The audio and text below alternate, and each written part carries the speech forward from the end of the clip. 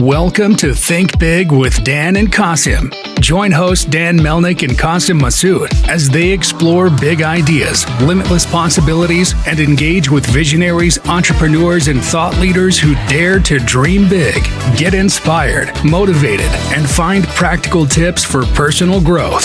Think big, dream bigger, and ignite your potential.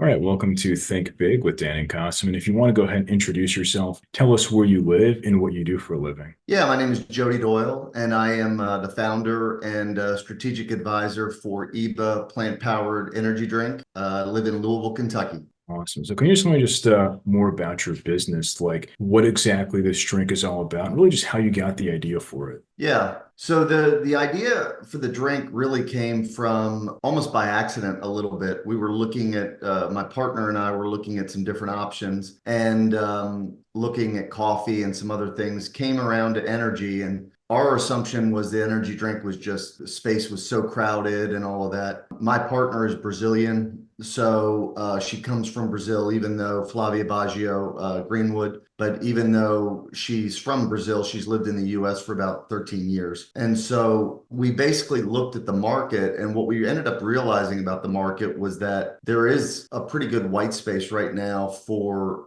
healthy, better for you kind of energy, real better for you energy drinks. And so we kind of leaned into that a little bit and ended up finding out that there wasn't as many out there as we thought there were. And so we felt like we had a pretty unique selling proposition for our product versus others. And so we kind of roll with it. Awesome. So in terms of like the better for you side, can you just maybe talk more about like the ingredients, like what's actually in the drink? Yeah, and that's really kind of where the story is for us, because there's a lot of energy drinks out there. There's a lot today that are very popular that market themselves as better for you, but then when you actually look at the ingredients in the can, you realize that they're really not better for you. Like they've got artificial sweeteners, they've got a lot of synthetic ingredients, that kind of thing. As an example, in addition to IBA, I'm also a Diet Coke drinker. Okay. I like Diet Coke. I know Diet Coke's not good for me. Like I know aspartame,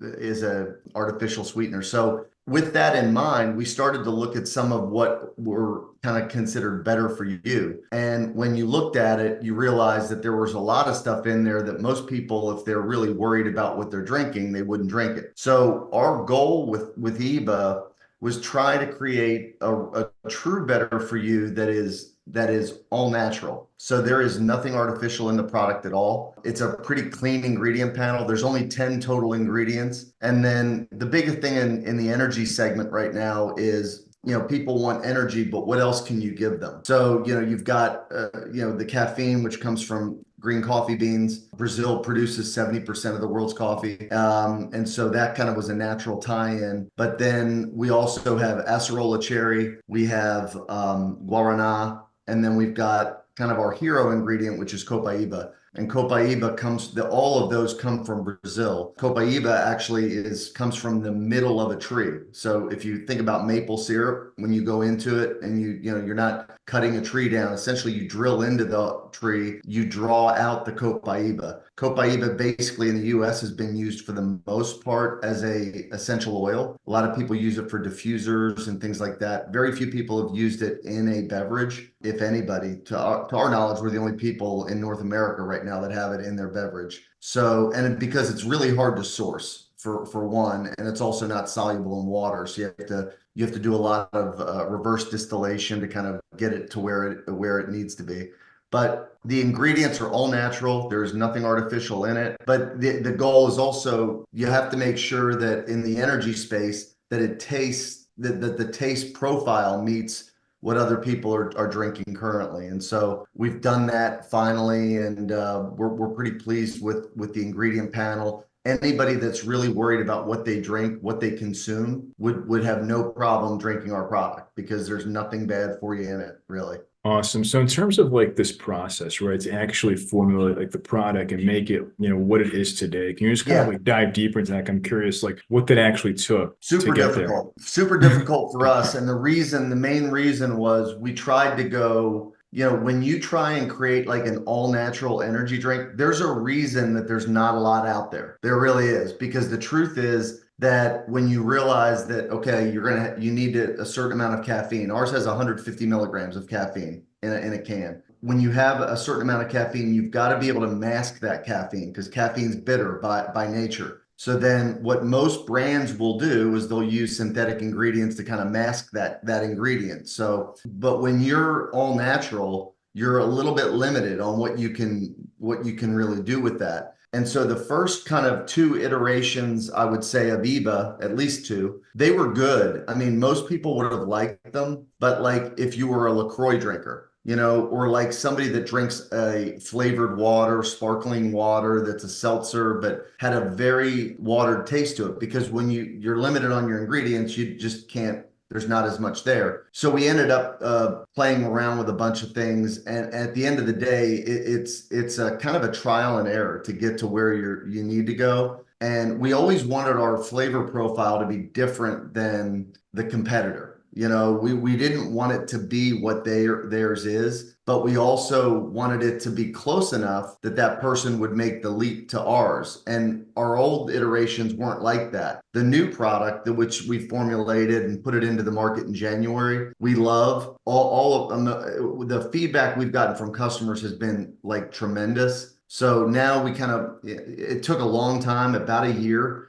but we're really pleased with kind of the final formulation we've got. For sure, and I can say firsthand, I have some right here. It's like a really There good you product. go. Yeah, I You're try drinking some. the cherry, Yeah, I'm yeah, drinking the mint yeah. lime. It's a So very good product. So I guess like as of today, right? Are you mostly selling direct to consumer on your website? Is it retail? Is it yeah. Amazon? What does that look like? So what we've tried to do is kind of run the business in parallel a little bit. So, you've got e-commerce, and I would put our website, the e-commerce, the Amazon stuff, Fair, in there. And then you've got retail, and that retail piece what we have found, it's more difficult. Okay. So like in the energy drink space, any kind of national or regional retailers, they're usually going to have one or two category reviews per year. And so you're a little bit constrained to when those happen. And so in order for us to create some revenue, not only, for our investors and for every, just for the momentum of the business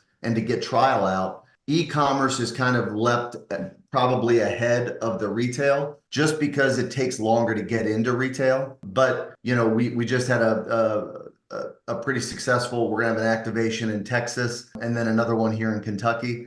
So we're starting to see those slowly but surely get as category reviews come. The nice thing about our product is when we go to a category manager and they say, well, why is yours different? Like, we can say why ours is different versus somebody else, because they don't want more of the same. And the truth is ours isn't more of the same. When you really look at products that in the energy drink space, and I would challenge anybody to go into a grocery store, just go into a grocery store, go to the energy drink aisle and try and find a natural product, all natural product. You will be looking for a while. Like, there might be one or two, So there is this room, there's this huge white space for that part of that segment of the category that we're really excited about, and so are category managers. For sure. So like in terms of retail, like, are you thinking more of like, a grocery or a big box retail play, or are you thinking more of like, a gas station or a Yeah. convenience store? Yeah, well, the thing is, so ours is a little bit different. One of the other reasons I think that we felt like there was white space is if you go into a convenience store and you open up where their energy drinks are, you're going to find that 95% of them are marketed to males 18 to 35. That's what you're going to find.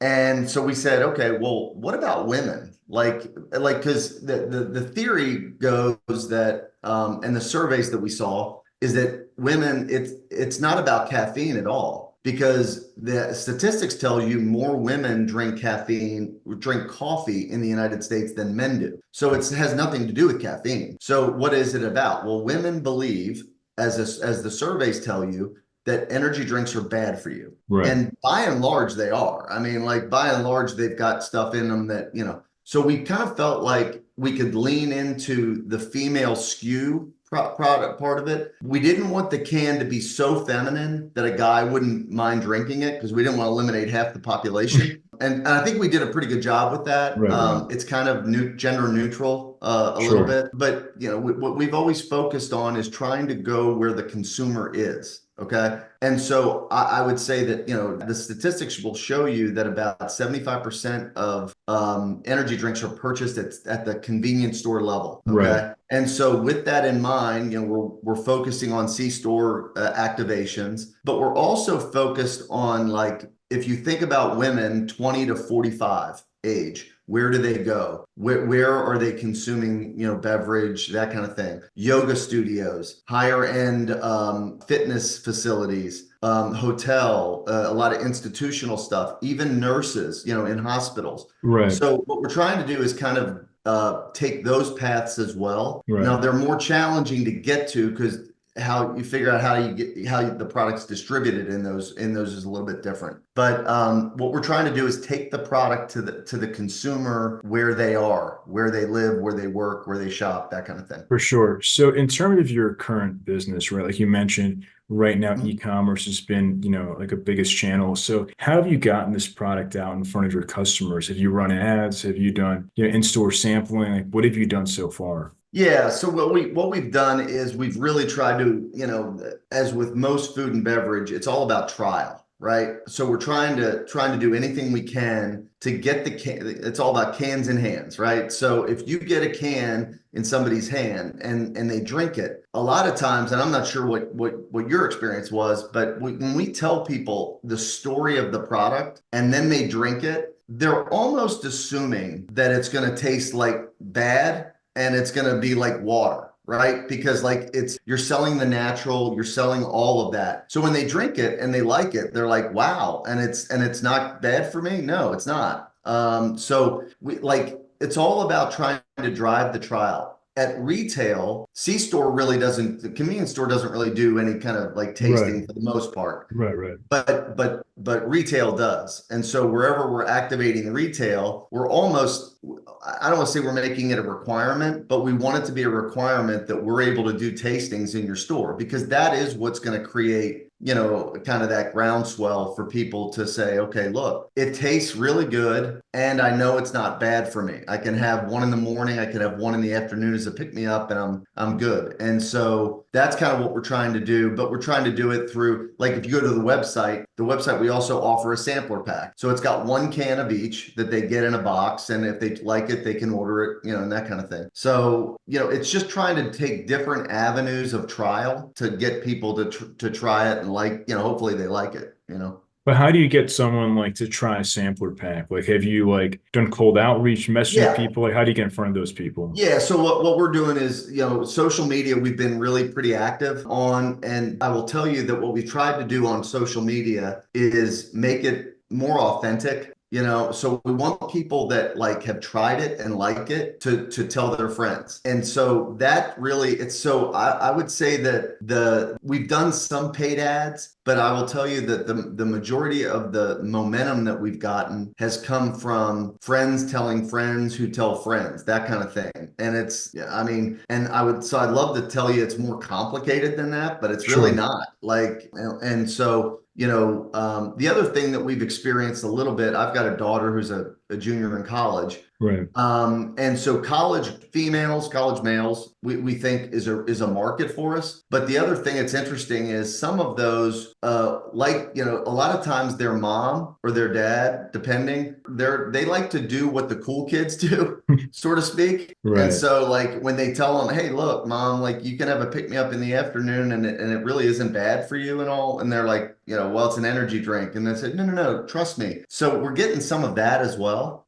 which is kind of exciting, because we just know that there's not a lot out there. But I will tell you that getting the momentum on that and the social media stuff, it's much more organic than it is paid for us. For sure. So obviously now many companies use high level technology in their business like AI. So do you guys currently use AI? And if not, where can AI come in and add value? What we've looked at on AI and where we've used it has been more in the business practice part of the business. So, like, as an example, you end up like writing the same catchphrase a lot, or like catchy things for like a social media post or something like that. We have actually had them do, the AI do some of it to where we're saying, okay, this is the message we're trying to get out. What does it say? And then do some editing off of that. In my past life, goes way back, but I'm a journalism major. So I'm big into editing and all. So like I can actually read that. I can know what needs to be edited in, that needs to be edited out, and to make it look pretty good and authentic. So we've used some of that. We're hoping to use more there. That we do think there's a pretty good use of it